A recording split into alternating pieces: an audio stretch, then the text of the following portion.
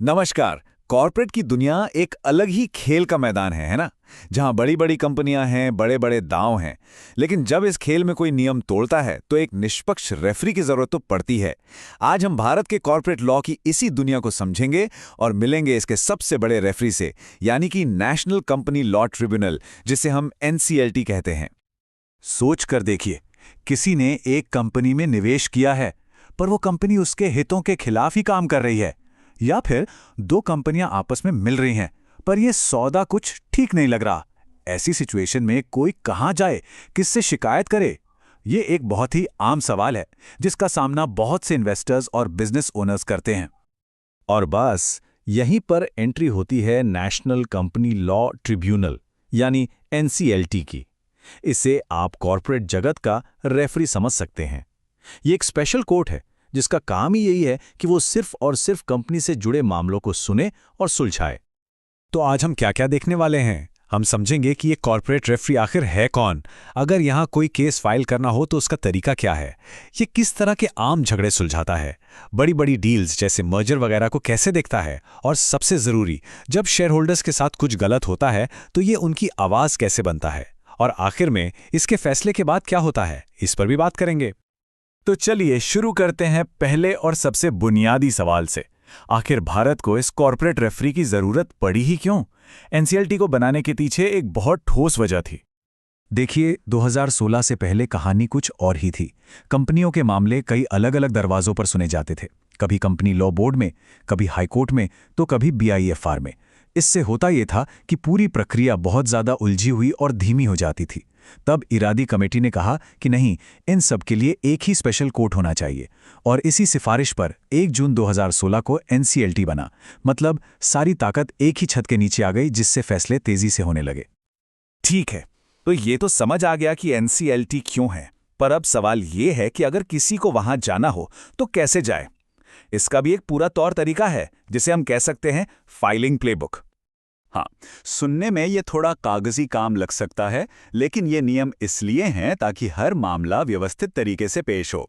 नियम 20 से 28 के मुताबिक आपकी याचिका इंग्लिश में, डबल स्पेस में और सही मार्जिन के साथ होनी चाहिए। इसकी 3 कॉपियां लगती हैं। और हाँ, सबसे जरूरी बात, याचिका के साथ एक एफिडेविट यानी शपथ पत्र लगाना होता है, जो बताता है कि कही गई बातें सच हैं।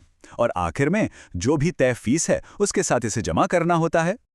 अब इस पूरी प्रक्रिया में एक बड़ा ही कमाल का टूल है, जिसे कैविएट कहते हैं। मान लीजिए किसी को डर है कि कोई और उसके खिलाफ एनसीएलटी में केस कर सकता है, तो वो पहले से ही कैविएट फाइल कर सकता है। इसका सीधा मतलब यह है कि ट्रिब्यूनल अब उसे सुने बिना कोई भी एक तरफा आदेश पास नहीं करेगा। ये एक तरह का लीगल अलर्ट है, जो 90 दिनों तक वैलिड रहता है। चलिए, अब ये देखते हैं कि एनसीएलटी असल में मैदान पर उतरकर किस तरह के झगड़े सुलझाता है। ये सिर्फ बड़े बड़े विलय और दिवालियापन के मामलों तक ही सीमित नहीं है, बल्कि रोजमर्रा के बिजनेस झगड़ों में भी इसका बहुत बड़ा रोल है। एक बहुत ही आम मसला है शेयरों के ट्रांसफर से इनकार। मान लीजिए किसी ने शेयर खरीदे, पर कंपनी उन्हें रजिस्टर करने में आनाकानी कर रही है, तो कंपनीज एक्ट के सेक्शन 58 के तहत सीधे एनसीएलटी में अपील की जा सकती है। और मजे की बात यह है कि इसके लिए टाइमलाइन भी अलग अलग है। अगर एक प्राइवेट कंपनी नोटिस भेजकर मना करती है, तो 30 दिन का समय है, और पब्लिक कंपनी के केस में 60 दिन का। एनसीएलटी की एक और बड़ी ताकत है कंपनियों में अनुशासन बनाए रखना। हर कंपनी के लिए साल में एक बार एनुअल जनरल मीटिंग यानी एजीएम करना जरूरी है। अगर कोई कंपनी ये नहीं करती, तो कोई भी मेंबर सेक्शन 97 के तहत एनसीएलटी जा सकता है, और एनसीएलटी कंपनी को एजीएम करवाने का ऑर्डर दे सकता है।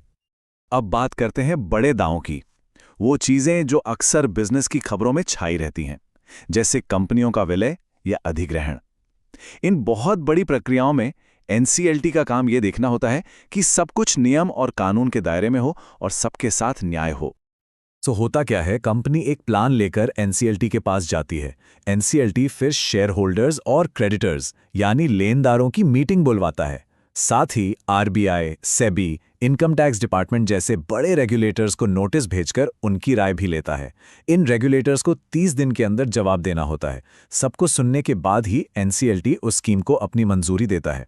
लेकिन हाँ, ये प्रोसेस अक्सर काफ़ी लंबा और पेचीदा हो जाता है। कॉर्पोरेट की दुनिया में हमेशा सब कुछ फेयर प्ले नहीं होता। कई बार खास तौर पर छोटे शेयर होल्डर्स को ऐसा लगता है कि उनके साथ नाइंसाफी हो रही है या कंपनी का मैनेजमेंट ठीक से काम नहीं कर रहा। ऐसे में एनसीएलटी उनकी आवाज बनता है।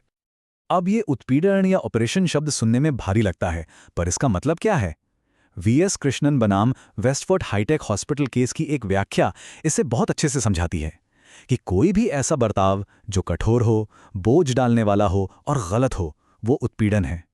सबसे दिलचस्प बात यह है कि कोई काम भले ही तकनीकी तौर पे लीगल हो, लेकिन अगर उसकी नीयत गलत है तो वो भी उत्पीड़न माना जा सकता है।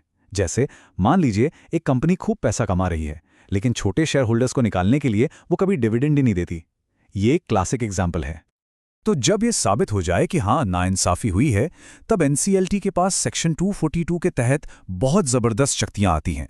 वो कंपनी के काम करने का तरीका बदल सकता है, किसी मेंबर के शेयर खरीदने का ऑर्डर दे सकता है, या यहाँ तक कि मौजूदा डायरेक्टर या मैनेजर को हटा भी सकता है।